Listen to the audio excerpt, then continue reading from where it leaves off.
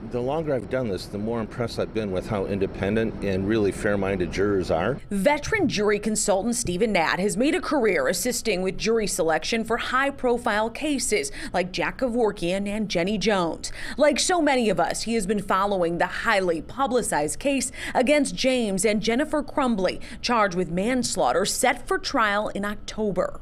This is a really tough issue for jurors to decide, especially if you're a parent yourself. It's like, how much responsibility do you take, and where does that line of responsibility begin and end as a parent? He's weighing in as the attorneys representing the Crumbleys, Shannon Smith and Marielle Lehman, file a motion Tuesday claiming Oakland County Prosecutor Karen McDonald is tainting the jury pool with her statements in the media.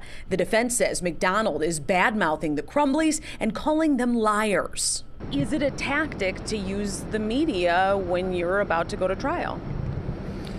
It can be, but that's a double-edged sword because it works both ways. I think most attorneys, kind of avoid that unless they're astute enough to be able to understand, how it's going to be positioned in the media. The defense is asking the presiding judge to ask prosecutors to stop making comments about the Crumbleys or the evidence against them. Natt says in his experience, these motions don't change much. It does matter in terms of the judge sort of, possibly looking at it and saying, okay, come on, prosecution, knock it off a little bit. Natt says it's tough to convince a judge to change a venue for a trial if that is ultimately what the defense is angling for. It should be people from the community who are affected by the issues in the case that decide the case. The Oakland County Prosecutor's Office released a statement to Fox 2 specifically from Mark Keast, who is overseeing the Crumbley case. He says they're focused on preparing for trial and they'll present all the evidence there.